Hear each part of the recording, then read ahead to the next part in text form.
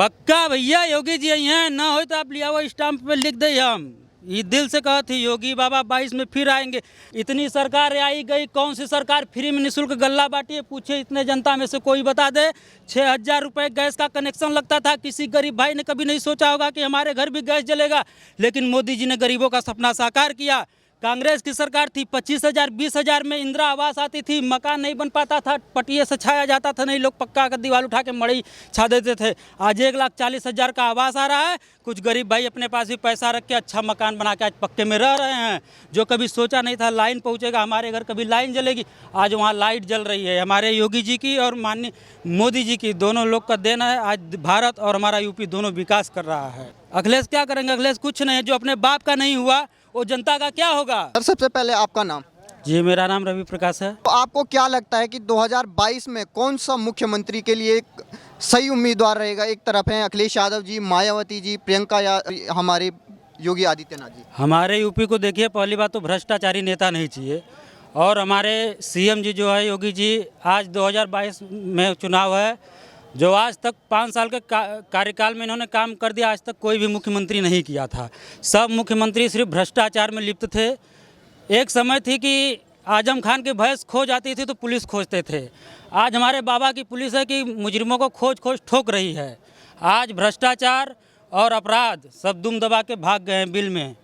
बाबा ही 2022 में चाहिए और बाबा आ भी रहे हैं।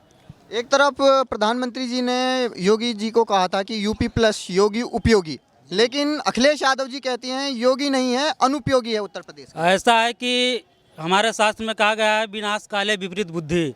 तो इस समय अखिलेश के साथ वही हो रहा है। उनका दिमाग काम नहीं कर रहा है।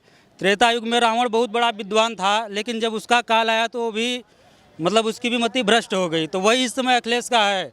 और योगी जी आ रहे हैं और आएंगे। उनके लिए हर गरीब का सपना आज योगी जी ने पूरा किया। घर घर कॉलोनी पहुंचाया, 2 बार महीने में गल्ले बांट रहे हैं, गैस निःशुल्क दिए।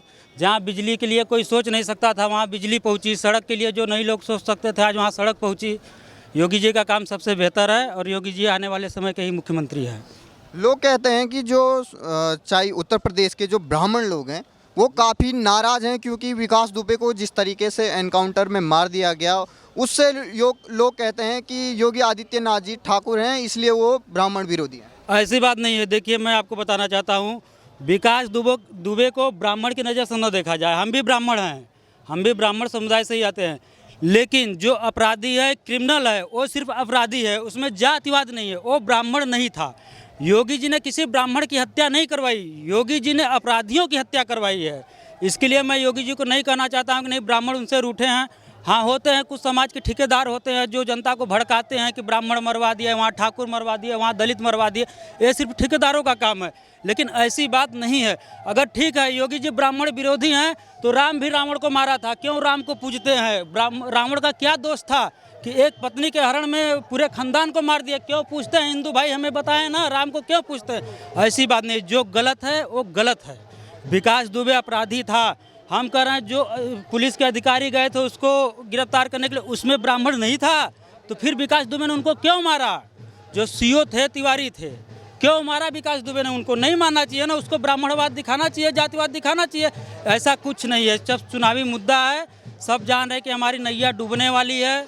भगवान को अयोध्या में लाने वाले योगी जी महाराज हैं। ऐसी कोई बात नहीं है। फिर से बीजेपी की ही सरकार बनेगी 2022 में। अखिलेश यादव जी कह रहे हैं कि हमारी तो 400 प्लस सीट आने वाली है, 403 विधानसभा। ऐसा है कि इन लोगों के पास कुछ नहीं है। 400 कह रहे हैं ना, अगर हार गए तो वही कहेंगे ईवीएम हैंग कर गया, ईवीएम हैंग कर गया। इन लोगों के पास कोई मुद्दा ही नहीं है। जो मन में आया बकबका दिए, कोई वो नहीं है। कभी जिन्ना को बताएंगे, जिन्ना ने सरदार वल्लभ भाई की तुलना जिन्ना से कर देंगे। बताइए ये कहाँ की बात हुई?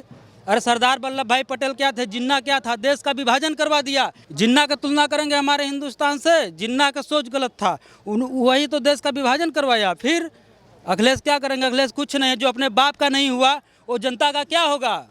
लेकिन अब तो कहा जा रहा है कि चाचा जी ने भी कह दिया कि अब हमने उनको नेताजी मान लिया, हमने उनको सिखाया था, अब वो नेताजी बन चुके हैं, तो इसलिए अब मुख्यमंत्री यादव जी को बनाएंगे अखिलेश। ऐसा कुछ नहीं है, सब गिरगिट है। गिरगिट की तरह मौसम आया है ना।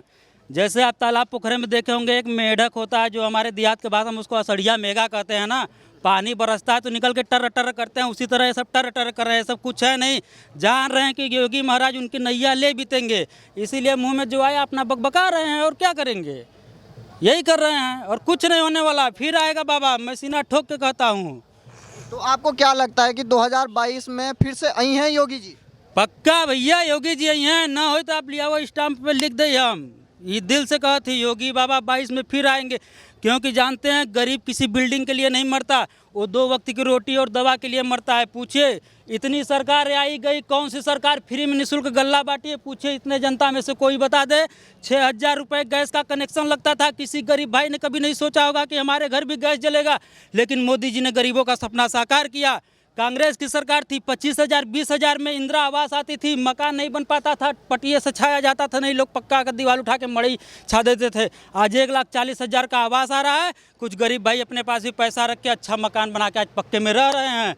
जो कभी सोचा नहीं था लाइन पहुंचेगा हमारे घर, कभी लाइन जलेगी, आज वहाँ लाइट जल रही है। हमारे योगी जी की और माननीय मोदी जी की, दोनों लोग का देन है। आज भारत और हमारा यूपी दोनों विकास कर रहा है।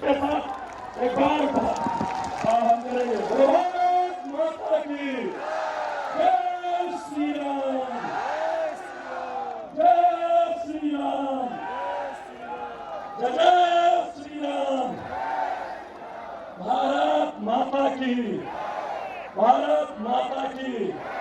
अब मैं बड़े ही विनम्रपूर्वक निवेदन करता माननीय मुख्यमंत्री जी को मंच पर आमंत्रित करूंगा।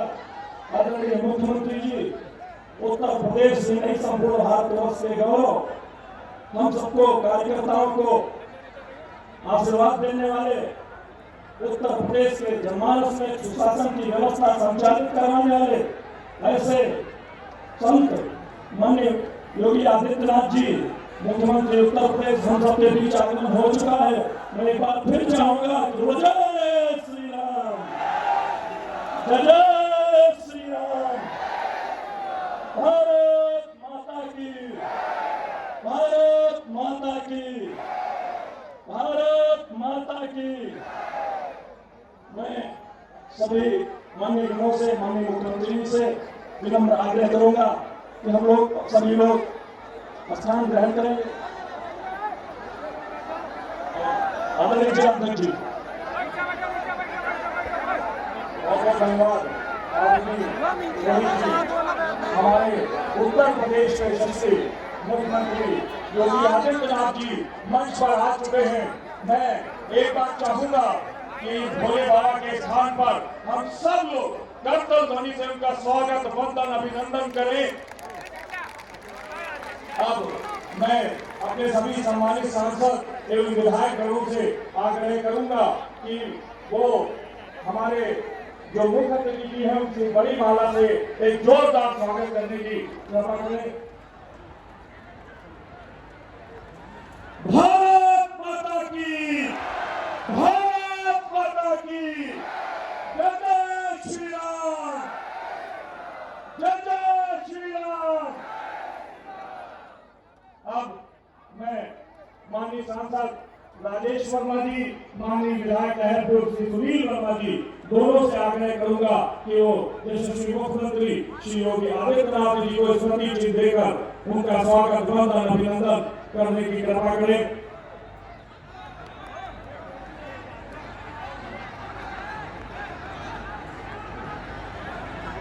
मैं आदरणीय मुख्यमंत्री जी को अवगत कराना चाहूंगा कि वन डिस्ट्रिक्ट वन प्रोडक्ट के तहत दरी उद्योग हमारे जनपद की पहचान है। माननीय सांसद श्री राजेश शर्मा जी के द्वारा आपको एक छोटी सी भेंट दरी उद्योग के उपकरण की जा रही है। मैं चाहूंगा सब लोग करतल ध्वनि से एक बार स्वागत करें।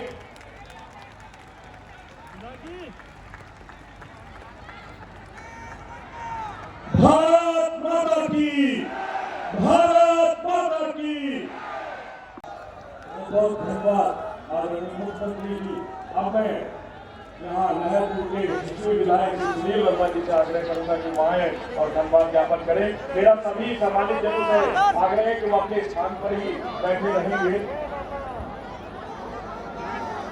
इस जन विश्वास यात्रा में पधारे यशस्वी मुख्यमंत्री श्री योगी आदित्यनाथ जी। महाराज जी 2017 के चुनाव में हम लोग आपका कार्यक्रम चाहे थे लेकिन नहीं मिल पाया था। कुछ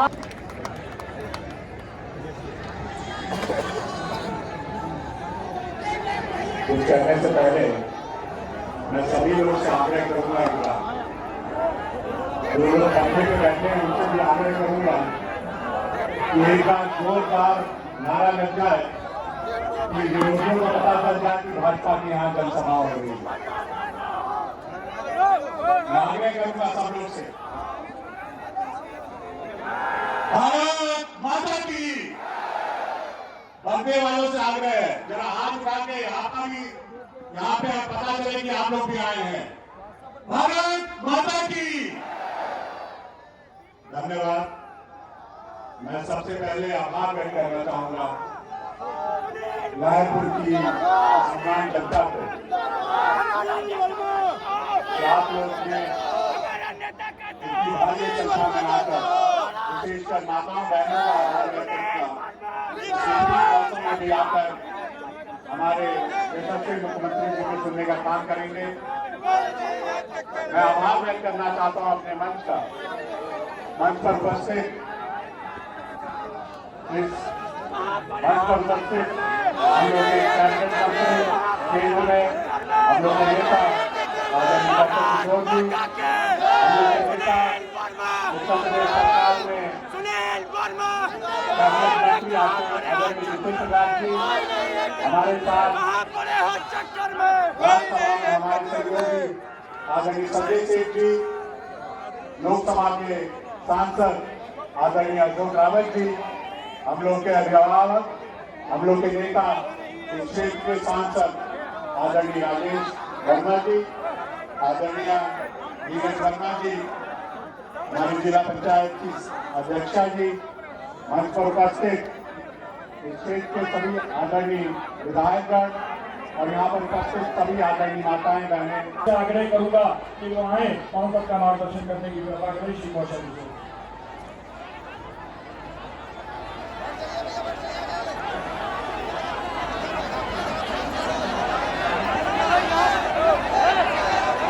आज जन विश्वास यात्रा जो लखीमपुर से आपके बीच में पहुंची है, जनपद सीतापुर के लहरपुर गांव में, लहरपुर क्षेत्र में सूर्यकुंड स्थान पर इस जनसभा के मुख्य सचिव उत्तर प्रदेश में ही नहीं पूरे देश के अंदर लोकप्रिय और उत्तर प्रदेश के जन जन में गरीबों के, किसानों के, मजदूरों के, गरीब तबके के लोगों के दिल में वास करने वाले आदरणीय मुख्यमंत्री योगी आदित्यनाथ जी हमारे बीच में, यहाँ के सांसद भाई राजेश वर्मा जी, मिश्री के सांसद भाई श्री अशोक रावत जी, यात्रा के संयोजक प्रदेश उपाध्यक्ष भाई विजय बहादुर पाठक जी, क्षेत्रीय अध्यक्ष हमारे बीच में श्री सुनायक जी मगर पहुंच नहीं पाए, हमारे बीच में पूर्व प्रधानमंत्री आदरणीय चंद्रशेखर जी के सुपुत्र और राज्यसभा के मेंबर भाई नीरज शेखर जी, हमारे बीच में नीरज वर्मा जी, श्रीमती नीरज वर्मा जी क्षेत्रीय महामंत्री, अमित गुप्ता जी क्षेत्रीय उपाध्यक्ष, माननीय विधायक सुनील वर्मा जी। क्यों बोल रहे हैं? अरे भाई बोलिए नहीं, शांत रहे, आपस में बोलिए नहीं, शांत रहे। साथियों, मैं एक बात पूछना चाहता हूँ आपसे। जब माननीय प्रधानमंत्री जी सन 2014 में पार्लियामेंट में पहली बार बोले तो उन्होंने बोला कि हम चाहते हैं कि हिंदुस्तान का सबसे अंतिम व्यक्ति के पास भी उसका अपना निजी आवास हो, जिसमें चूल्हा हो तो सुबह शाम जलता हो यानी रोजगार मिले, उसमें बंद हो तो 24 घंटा चलता हो यानी सबको 24 घंटे बिजली, उसमें नल हो तो पानी देता हो यानी रोटी, कपड़ा, मकान, सारी जरूरत की चीजें हिंदुस्तान के सबसे कमजोर आदमी को भी उपलब्ध हो। ये प्रधानमंत्री जी ने 2014 में बोला था पार्लियामेंट के अंदर, और उसके लिए तय किया कि सन 2022 तक हम हिंदुस्तान के प्रत्येक उस गरीब आदमी को आवास दे देंगे जिसके पास रहने के लिए घर नहीं है। उस समय हमारी प्रदेश में सरकार नहीं थी, हमारे यहाँ प्रदेश में दूसरे की सरकार थी। गरीबों को, किसानों को, दलितों को, पिछड़ों को, कमजोर तबके को, मजदूर तबके को, मेहनत करने वाले लोगों को, उन लोगों को ये चीजें उपलब्ध कराने का काम कर रहे हैं। उत्तर प्रदेश में पहले 8 घंटे बिजली मिलती थी, योगी जी की सरकार आई, आज 18 घंटे बिजली मिल रही, हर गांव में बिजली, हर घर में कनेक्शन मिल गया। गांव में 20 घंटे तहसील में, 24 घंटे शहर में, 45 लाख आवास बने। मगर वो क्या करते रहे सपा के लोग? सपा के लोगों ने जिंदा लोगों को, कांग्रेस सपा के लोगों ने आवास नहीं दिए। कब्रिस्तान से मुर्दे न भाग जाएं, इसलिए उनकी सुरक्षा करने के लिए बाउंड्री कराने का काम किया। मैं कहना चाहता हूं कि सपा के लोग अगर वोट मांगने आए तो जहां बाउंड्री कब्रिस्तान की बनी है और हैंड पाइप जहां उन्होंने लगवाया उधर भेज देना कि जाओ उन्हीं से वोट मांगो, हम जिंदा लोग हैं, कमल पर बटन दबाएंगे, योगी जी की सरकार बनाएंगे। बोलेंगे सब लोग, बोलेंगे ना? ये बात बोलना है आपको, सच्चाई दिखाना है, आईना दिखाने का काम करना है। साथियों, ज्यादा समय नहीं लेना चाहता मैं आपका। मैं कहना चाहता हूं कि जिन लोगों को आवास नहीं मिले, क्या आप चाहते हो कि उन लोगों के आवास मिले, बने? बोलो जरा। अगर उन गरीब तबके के जिनके घर कच्चे हैं, झोपड़पट्टी में हैं, अगर उनका फिर से आवास दिलाना चाहते हो शेष लोगों को, तो आपको बीजेपी की सरकार, योगी जी की सरकार बनानी पड़ेगी। इसके लिए तैयार हैं आप? धन्यवाद। साथियों, मैं विधायक था, एक विधानसभा क्षेत्र में 10 लोगों की लड़कियों की शादी के लिए केवल 10,000 रुपया मिलता था।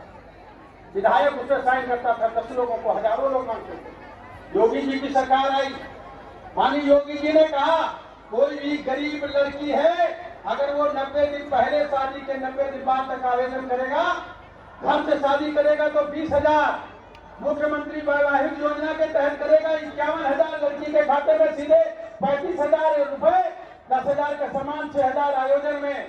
लेकिन अगर मजदूर है, मजदूर यहाँ पूछाए कि हाथ उठाए एक बार, अगर कोई मजदूरी करते हो, अरे इतने लोग, बड़ी बात है। माननीय मुख्यमंत्री जी ने क्या किया? जो मजदूर तबके के आप लोग हो, राज्य में जाके रजिस्ट्रेशन कराओ मजदूरी का। आपके चोट चपेट लगेगी 50,000 का इलाज, आपके अनहोनी भगवान न करे कोई हो जाएगी तो 2 लाख, और आपकी 2 लड़कियों की शादी में मुख्यमंत्री योगी जी, आदित्यनाथ जी 75,000 रुपए देने का काम करेंगे। 75,000 रुपए।